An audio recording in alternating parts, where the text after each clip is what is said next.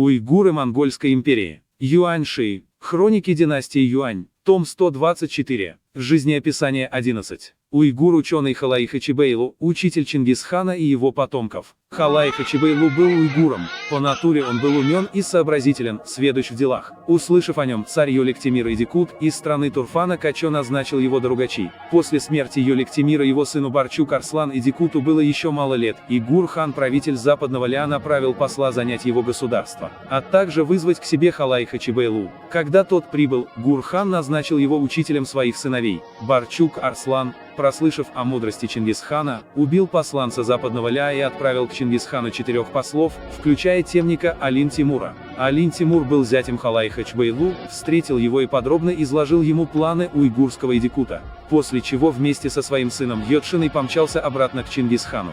Тот, едва увидев его, чрезвычайно обрадовался и тут же повелел своим сыновьям-царевичам стать его учениками. Затем он приказал Ядшине войти в Кэшик в качестве сына Гаранта. Он сопровождал Кагана в западном походе. Достигнув восточного города Душаньянги-Хисар в Бишбалыке, они увидели пустой город без людей. Каган спросил, что это за город. Тот ответил: город Душаньянги-Хисар. В прошлые годы здесь был великий голод, и все люди переселились в другие места.